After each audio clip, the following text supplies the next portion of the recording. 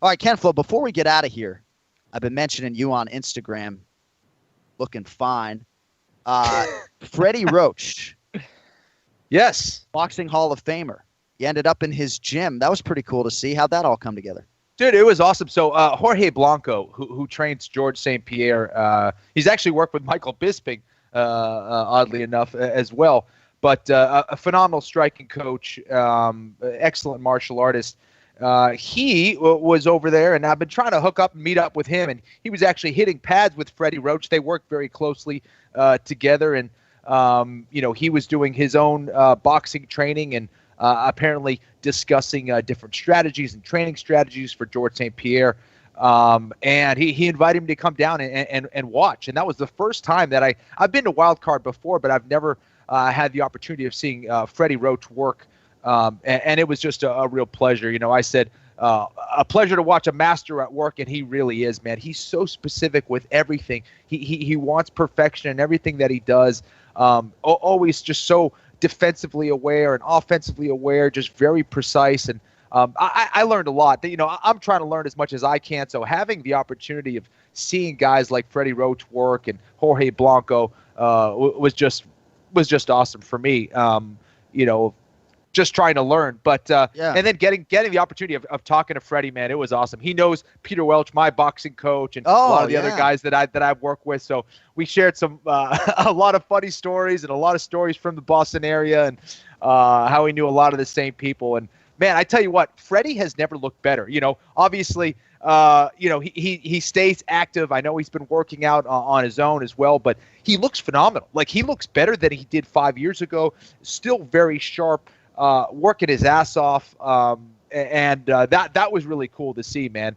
Always having beautiful women around him, so maybe that's what's keeping him young. But whatever it is, I tell you what, Freddie Roach is a funny prick, man. He's entertaining, man. Oh, yeah. I had him on our Mouthpiece Boxing radio show several times back in the day. I think the last time I had him on was 2009, and you're right here, 7-8 years later, he does look better, Yeah. So that's very encouraging, obviously, for Freddie Roach. And, dude, we got to get the no-nonsense Peter Welch on this podcast, huh? We should. Oh, absolutely. That might be the last guy on earth that I would fuck with, by the way. Me too. I'm telling you, right? Dude, he might just be his fist is as big as my laptop. I mean, it's insane. I would not want to get hit by that man. It would just take one, that's for sure. And beyond just the power in his hands, the boxing, right? Yeah. Last guy in the world you'd mess with, I'm telling you. We'll have him on the podcast, and then you'll be like, oh yeah, you're right. You probably shouldn't fuck with Peter Welch. So I joked off the top of the show. I said something like, "Are we going to lead with Conor McGregor, Floyd Mayweather?" I didn't want to lead the show with it, but we do have a few minutes here, so I just want to talk to you just about a few things relating to a potential mega fight between Floyd Mayweather and Conor McGregor. One item I want to talk about is the weight. Okay. Assuming this fight does come together, Floyd Mayweather is going to hold a lot of the cards, presumably, in terms of what weight this fight is conducted at, how many ounces are in the gloves and all that stuff. So let's start with the weight. Prevailing wisdom is that this thing would maybe be at 147 pounds, which is boxing's welterweight limit, or maybe it would be at 150 or 151. Certainly don't think it's going to be as high as 154. If I'm Mayweather, I'm not letting Conor, even though the glove situation is what it is, and I'll get to that in a minute. I'm not letting Conor come in at 154 pounds. I mean, if you're Floyd Mayweather, don't you want Conor cutting to 147? There's no doubt about it. And I've met Mayweather. I've met, obviously, Conor McGregor several times. Mayweather is not a big dude, man. Right. I've shaken his hand. He has tiny hands. He's got a smaller head. So his whole bone structure is small. And, I mean, as one of the greatest boxers of all time, you don't want to give any advantages to any of your fighters, any of your opponents. And for Conor McGregor, a guy who can really crack and who's going to be far bigger than Mayweather, I want to get him as weak as possible. And that means try to get him to cut as much weight as possible. Now, when there's $50 million on the line, I think he'll have a lot more leverage in trying to get Conor to make 147. And I imagine that's what he's going to try to do. So what you're talking about right now is one of the big hurdles in the negotiations between Conor and Mayweather. Front Row Brian on Twitter mentioned to me a good point about the gloves. So above 147 pounds, Nevada mandates 10-ounce gloves. Yeah. 47 and below, It could be 8 ounce. So Mayweather certainly would want the heavier gloves. So that certainly bears watching. Also, Mayweather's weight against his last 7 opponents. This from Jedi Goodman on Twitter. Berto 146, Pacquiao 146, 146 and a hook and 146 for the 2 Maidana fights. Canelo, he was 150 and a hook, 146 for Guerrero, 151 against Miguel Cotto. So I don't envision this being above 151 pounds. Conor looks like he has leaned out pretty substantially. So who knows? Maybe they settle on 150 or 151, but that certainly bears watching. In terms of Conor McGregor's chances in the fight, this is going to be hard, I think, because you're going to get asked this question so many times over the next several months. And, I have been pretty consistent in my stance that I do believe McGregor has more than a puncher's chance. I've also said maybe he can make the fight dirty a little bit, inadvertent headbutt, maybe a groin strike here or there. No denying the pop from Conor McGregor, right? But Floyd Mayweather's chin is held up against elite boxers throughout his entire career. Obviously, he doesn't get hit all that much.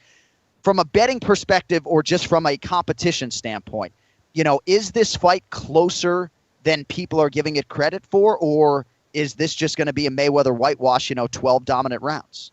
This is Mayweather's fight to lose. Everyone has the exact same game plan. When it comes to, people breaking down the fights of how to beat Mayweather. You got to be the bigger man. You got to bully him. You got to clinch with him. You got to play dirty a little bit. You got to beat up the body. You got to bully him around the ring. Everyone has tried that. He's 49-0. He knows that. The guy is a master boxer. He's been doing it forever. Probably over 100 amateur fights to his credit. So he really has simplified his style down to it being pretty perfect, man. He does not really take many clean shots at all. So, he has been dropped before, but that was a long time ago. He doesn't really have that style. His style has certainly changed. He used to be a little bit more exciting. Now he understands that he needs to be way more defensively sound. And I think he's going to take that same route here against Conor McGregor. And I think that, I think that Mayweather can lose this fight, but I don't think Conor can win this fight, if that makes any sense. I think if Mayweather makes a big-time mistake or he gets cocky through any point in this fight, Conor can still knock him out. Conor can absolutely crack. And here's the thing with Conor. The way that he knocks guys out, yes, I do think he has power. But the way that Conor is knocking guys out in MMA is based on his precision, it's based on his timing, and it's based on his angles. He's getting guys to lunge at him so he can knock them out. And that's what he's doing one after one here in MMA. It's not going to be that. It's not going to be that against Mayweather. Mayweather isn't going to rush in, or I don't think he's going to rush in. He's never done that, and I don't think he's going to open himself to get countered like a lot of the MMA fighters are doing against Conor McGregor. So that, to me, is the big issue. Conor is a phenomenal boxer when it comes to mixed martial arts, but when it's boxer on boxer against someone at the level of a Mayweather, I just don't see it happening like that. And I don't think McGregor sees this as a fight in which he has nothing to lose, right? He has every intention of going in there and winning that fight. But with two counter fighters, it could be a little bit of a staring contest. I just don't think it's in McGregor's nature to allow this to be a boring staring contest. I think if he has to be the one to force the issue, Conor's going to go in there and do that. I agree. He has that calculated pressure. He just stays in your face, but he's the guy who likes to kind of back you up, wants you kind of to lunge at him, and then he takes you out. So, the way that Conor fights, I've never seen him in a boring fight. That is not in his DNA. He is the ultimate entertainer, outside of the ring and in the ring, outside the cage and in the cage, and I don't see this fight being any different.